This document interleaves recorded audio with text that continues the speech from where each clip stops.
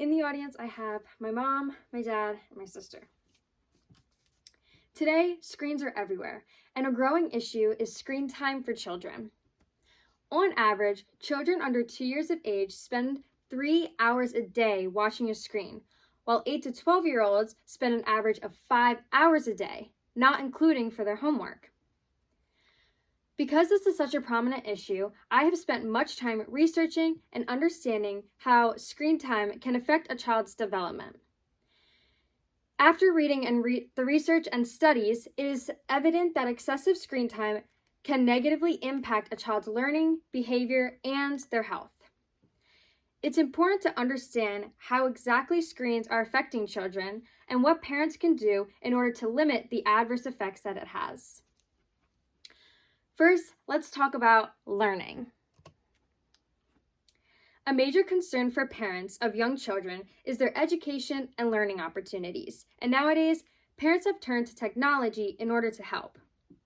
This is why we see so many taller educational programs and an increase in children obtaining smartphones or tablets.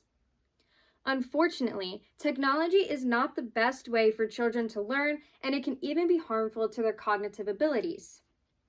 A study done by the National Institute of Health revealed that children who spend more than 2 hours a day on screen time activities scored lower on language and thinking tests.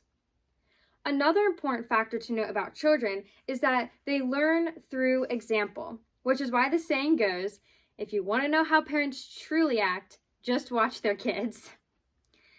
But because we know that children learn through example and observation, many people would assume that a technological demonstration would be just as good and would result in sufficient learning. But this just is not the case.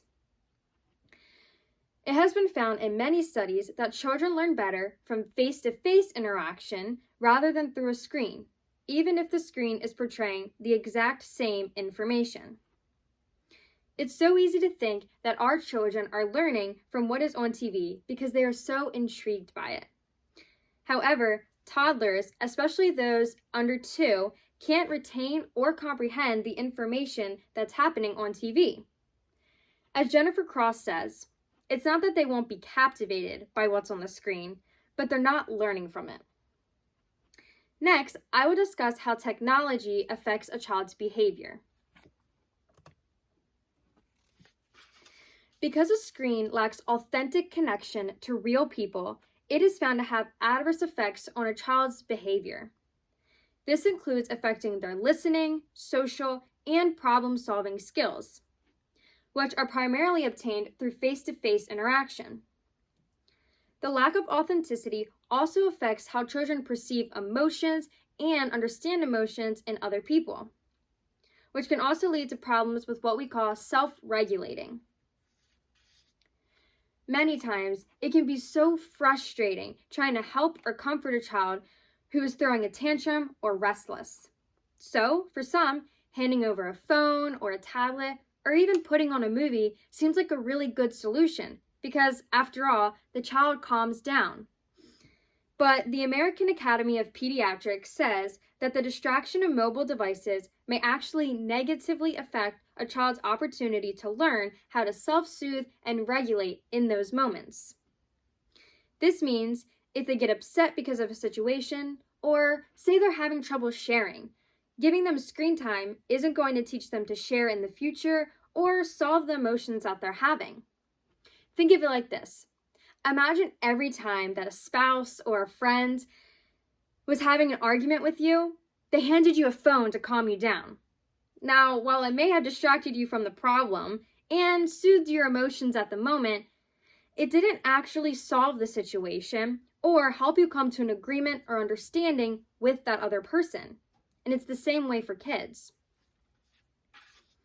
Lastly, a behavioral pattern that's becoming increasingly evident among kids who have too much screen time is that their attention span is reduced drastically. A study known as the Dunedin study concluded that 5 to 11-year-olds who averaged 2 hours of screen time a day showed increased problems with attention, possibly leading to ADHD in the future. Another study concurred this by showing that by age 5, Children who spent 2 hours or more per day looking at screens were 7.7 times more likely to develop ADHD. The last way that too much screen time can affect a child is through their health. We all want our children to remain happy and healthy. And one of the best ways that we can do that is by understanding how various activities are affecting their health. Unfortunately, excessive screen time has been shown to negatively impact a child's health. One way is that when kids are using tablets or phones, they're usually sitting down or laying down to do so. This means a decrease in exercise, which research has found to lead to poor diets, obesity, and overall a sedentary or inactive lifestyle. Research has also found that inactivity due to screen time can lead to depressive symptoms among children and teens. One of the toughest struggles you hear as parents is getting their children to sleep at night. And we all want kids to sleep at night because, hey, that means you get to sleep at night. So what if I told you that the reason your kids may not be sleeping is their screen time? This is because there's a hormone in our brain that causes us to become sleepy called melatonin. And blue lights from technology or phones can actually suppress melatonin, resulting in a lack of sleep or the result of melatonin not being produced. Electronics also tend to keep our brains alert and activated, so this can cause you to be less likely to settle down and relax at night. Now that you know what exactly excessive screen time can do to young children and toddlers, it's important to be intentional about regulating this time. The World Health Organization recommends no screen time for children under 2 years and only 1 hour for those aged 2 to 5. Then about 2 hours for children 5 and up. This may be hard to instill, especially if your kids are used to screens now, but I challenge you to at least try in order to offer your child the best opportunity at learning and their health. Thank you for listening.